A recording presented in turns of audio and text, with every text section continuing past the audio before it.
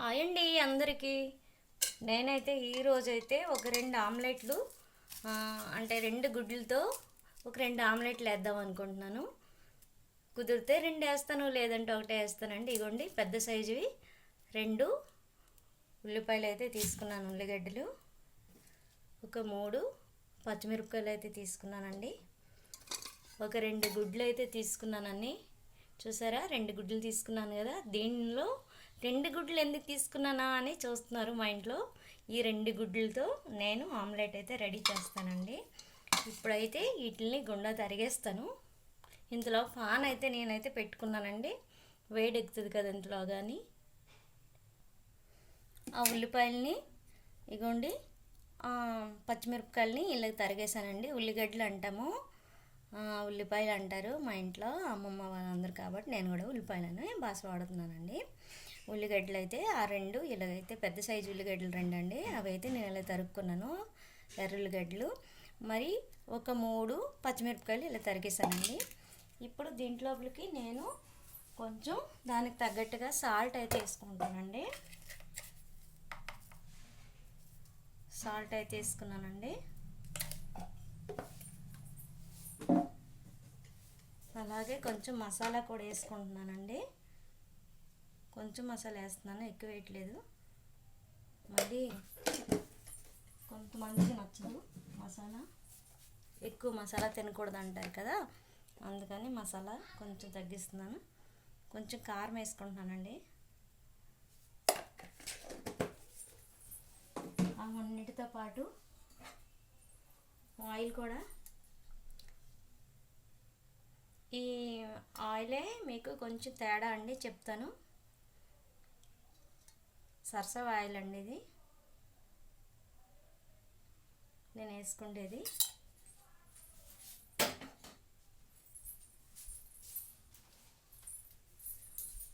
ఇగోండి, ప్రత్యేకంగా ఆమ్లెట్లు వేసినప్పటికి మాత్రమే ఈ ఆయిల్ టిన్ అయితే ఉంచుకుంటానండి నేను. ఇగోండి, చూసారు కదా, ఈ ఆయిల్ అయితే నేను వేసుకున్నాను. టేస్ట్ అయితే వేరే లెవెల్లో వస్తుందండి అలాగైతే, అందుకని నేను అలాగ వేసుకున్నాను. మీకు నచ్చితే వేసుకోండి, నచ్చకపోతే లేదు.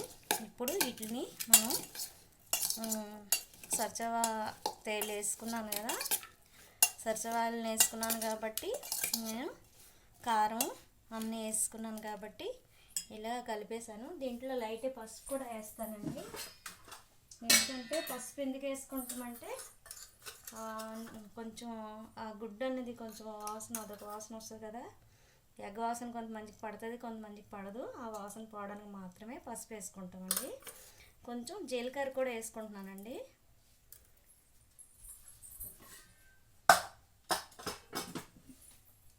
ఇంక ఇవన్నీ వేసాను కదా, చూసారు కదా ఏమేమి వేసానో. ఇప్పుడు ఇంకొక ఐటెం కూడా వేస్తానండి. అదేనండి నేను ఎక్స్ట్రా ఆమ్లెట్కి వేసేది.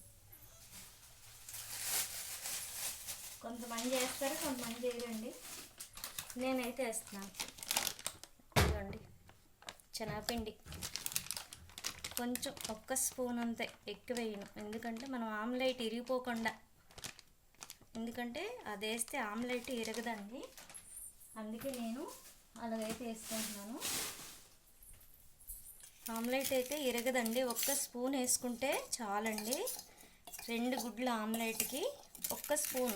4 గుడ్డ ఆమ్లెట్లకి 4 ఎగ్గలు వేసుకున్నాం అనుకోండి ఆమ్లెట్లు, దానికి 2 స్పూన్లు. ఇప్పుడు అవన్నీ వేసుకున్నాం కదండి. ఇప్పుడైతే ఈ 2 ఎగ్గల్ని కూడా మనం కొట్టేసి సందమంతో పాటు ఆ వైట్తో పాటు కలిపియాలండి.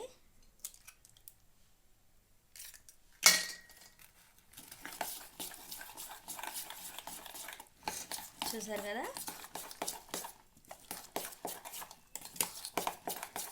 ఆమ్లెట్ ఎందుకు ఇంత ఇలా చెప్తున్నానా అని మీరు అనుకున్నారు కదా. అదేనండి మీకు మాకు ఆమ్లెట్ తేడా. సర్సవాయిలు, ఆ సర్సవల ఆయిల్ను తర్వాత ఈ శనగపిండి మేము ఎక్స్ట్రా కలిపేవండి ఆమ్లెట్లో.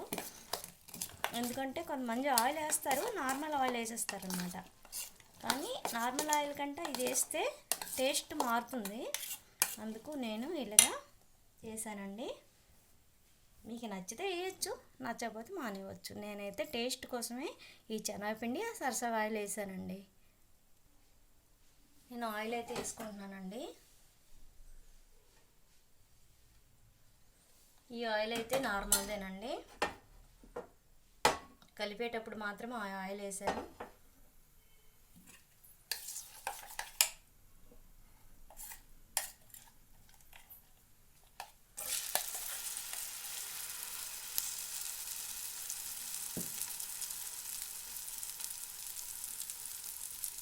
కొంచెం మనం ఉల్లిపాయలు ఎక్కువ వేసుకున్నాం కదా, అది ఎగ్ గ్రేవీతో పాటు వెళ్ళదండి. మనమే ఇలాగా చెదుపుకొని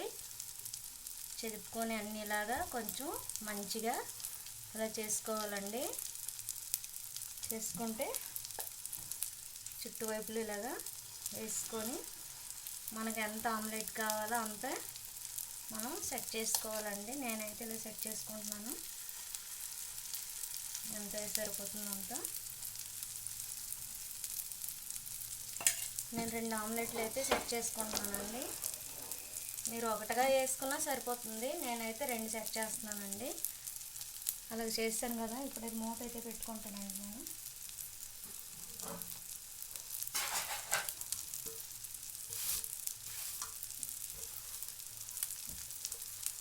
నేను ట్రేకైతే ఇలాగా మూత అయితే పెట్టుకున్నానండి. కాసేపు సిమ్లో పెట్టుకుంటాను. అలా మూత పెట్టేసి,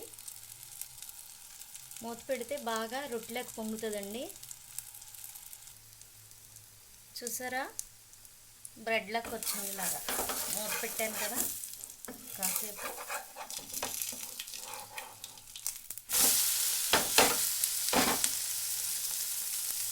ఇలాగా మళ్ళీ కాసేపు అయితే మూత అయితే పెట్టుకోవాలండి.